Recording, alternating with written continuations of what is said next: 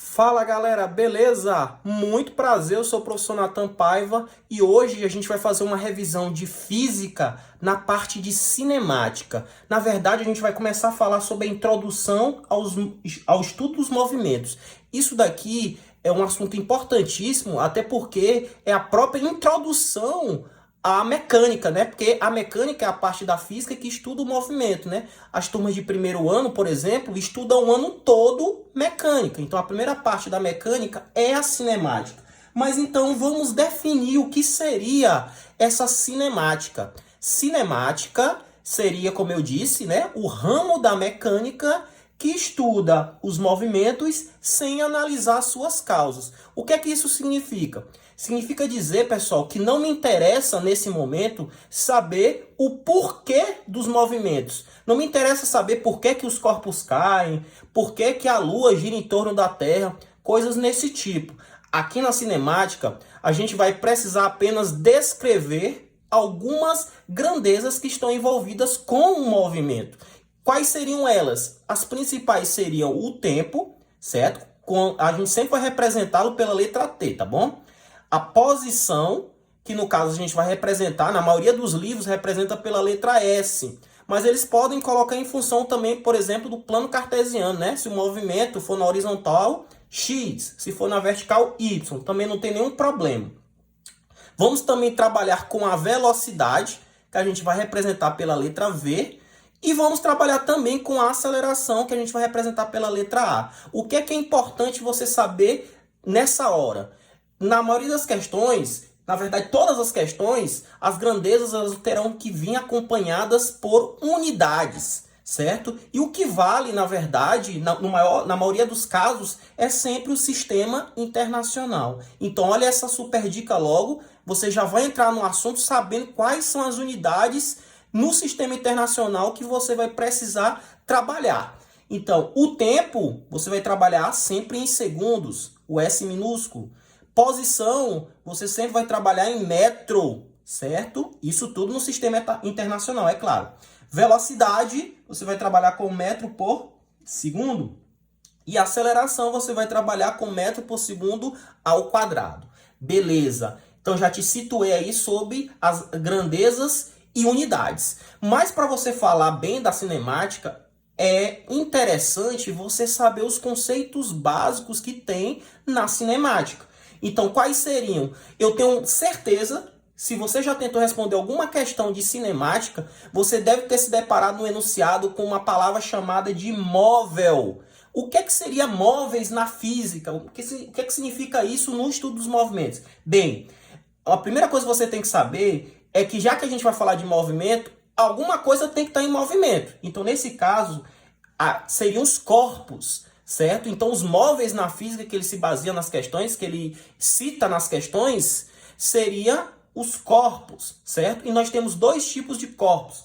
Nós temos o ponto material e nós temos o corpo extenso. O que seria um ponto material? Ponto material seria um corpo cujas dimensões não interferem no estudo do fenômeno. Geralmente, o ponto material a gente vai trabalhar como se fosse um ponto mesmo, em movimento, certo? As suas dimensões não vão interferir na hora, por exemplo, das medições, do comprimento, do tempo, certo? Então, na ampla maioria das questões de ensino médio, trabalharemos com pontos materiais. Mas, se não for um ponto material, que tipo de corpo pode ser? Pode ser um corpo extenso. Nesse caso, são corpos cujas dimensões vão interferir no estudo. Geralmente você vai ver isso aqui na parte de estática, né? A parte que trata o equilíbrio dos corpos rígidos, né? Então você vai ver basicamente esses corpos extensos neste capítulo, vamos dizer assim, da mecânica, né? De um dos ramos também da mecânica. Outro conceito importantíssimo que você precisa saber é o conceito de trajetória. O que eu entendo por trajetória na física? Trajetória seria o conjunto de posições sucessivas ocupadas por um móvel. Já que você sabe que um corpo vai estar em movimento, se você for projetando as posições que esse corpo vai tendo durante o movimento, você está determinando o quê? a trajetória deste corpo. Na física, a gente trabalha basicamente com dois tipos de trajetória. A trajetória do movimento retilíneo, né, que é uma linha reta, e trajetórias curvas, né, ou seja, o movimento curvilíneo. Então, na maioria das situações, vamos trabalhar com esses dois tipos de trajetória.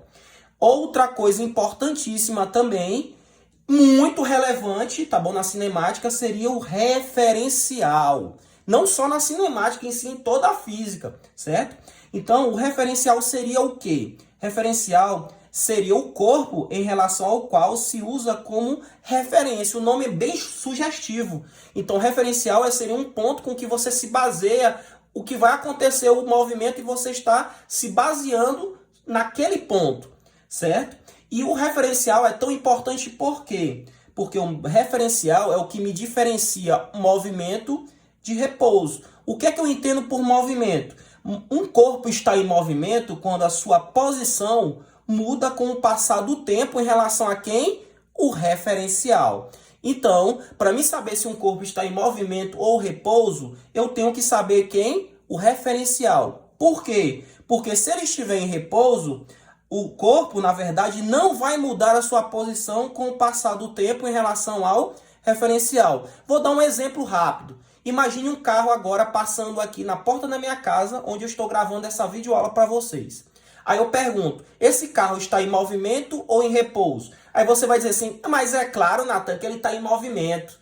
E aí você vai cometer um equívoco, porque se eu não situo o referencial, eu posso muito bem estar confundindo a sua cabeça. Sabe por quê? Porque se eu perguntasse em relação ao passageiro do lado dele, esse carro que está passando agora na porta da minha casa está em movimento ou em repouso?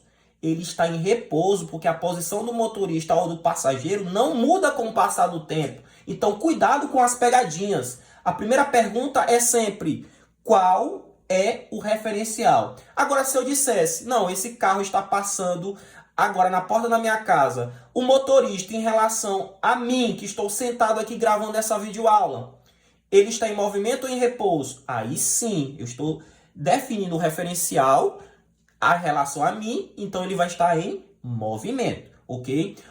Outra coisa que é importantíssima do referencial. Gente, a trajetória, como eu já expliquei, ela também depende do referencial. Como assim, Nathan? Não estou entendendo. Imagina um avião que está voando na horizontal.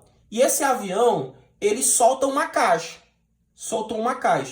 Para o piloto ou para os passageiros da aeronave, o movimento com que essa caixa está caindo é um movimento vertical, por exemplo.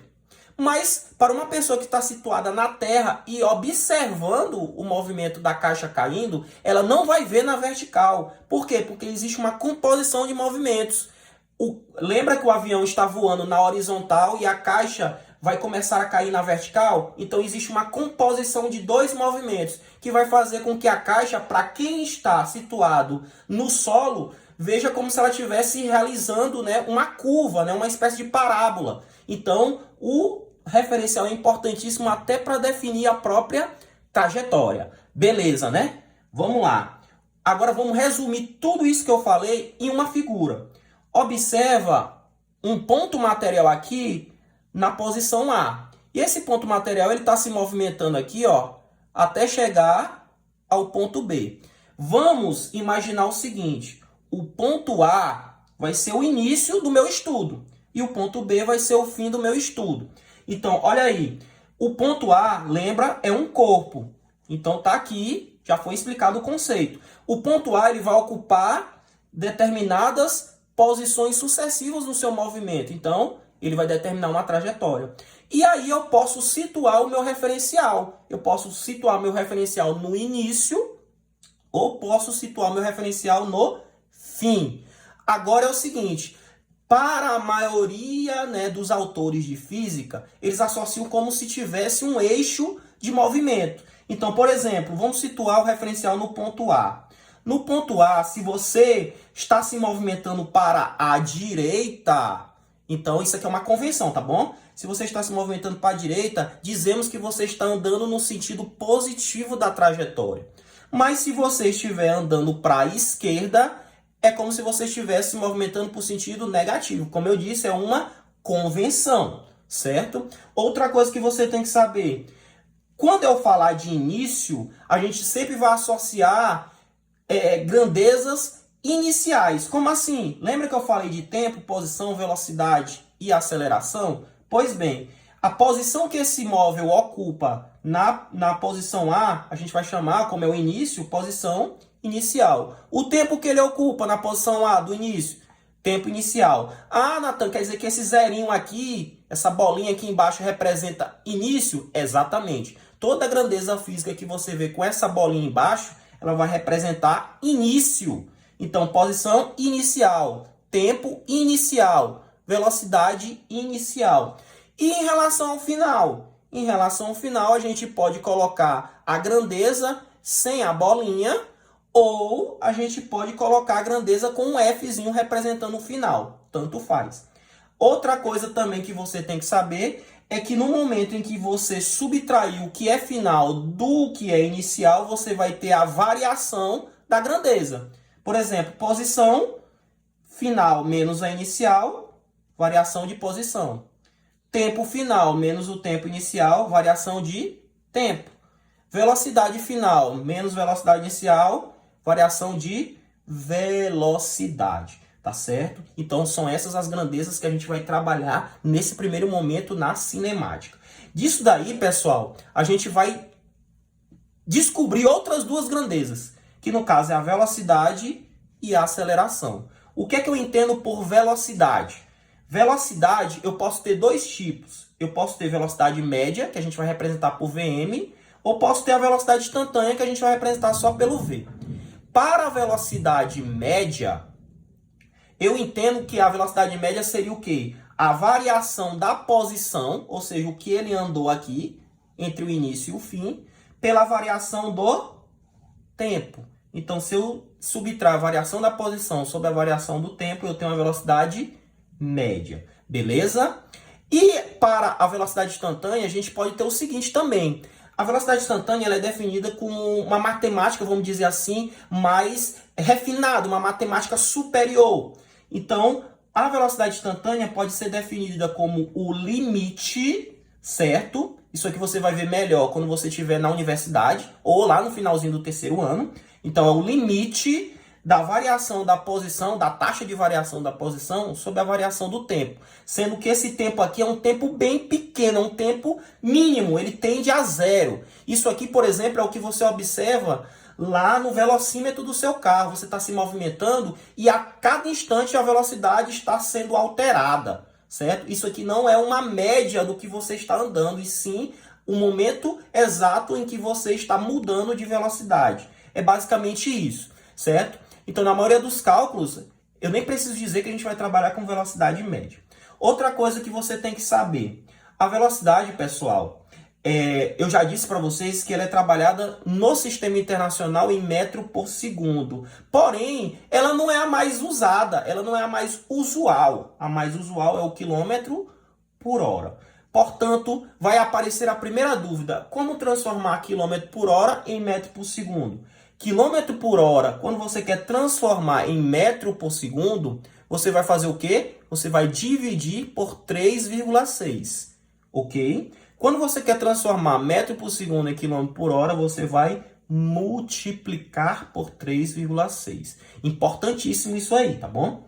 Outra coisa, vamos pular para o outro lado, é a aceleração. A aceleração também pode ser média ou pode ser instantânea. Ela é bem parecida, né, a definição com a definição de velocidade. Sendo que a aceleração média, ela seria a variação da velocidade sobre a variação do tempo. E a instantânea, que a gente representa só pelo Azinho, né, a média a gente usa o AM. Então, a aceleração instantânea seria o limite da taxa de variação da velocidade sobre o tempo, com a variação do tempo tendendo a zero. Por fim, o que eu tenho para dizer para vocês sobre a cinemática, que eu deveria ter dito lá no início também, é que a cinemática ela pode ser estudada, né, nos livros de física de dois aspectos. Ela pode ser estudada no seu caráter escalar ou pode ser estudada no seu caráter vetorial. Para ser estudada no seu caráter escalar, que é o que a gente basicamente vê, certo? a gente só vai precisar do módulo da grandeza e da unidade dela. Agora, quando a gente vai estudar uma cinemática vetorial, né, a gente tem que usar outros componentes. Então, além do módulo e da unidade, a gente vai precisar da direção e do sentido, tá bom? Da grandeza. Então, isso aí a gente vai estudar melhor em uma aula posterior, certo? Então, para início, né, de estudo da cinemática, isso aqui tá de bom tamanho, beleza? Nos próximos vídeos a gente vai responder questões. Valeu!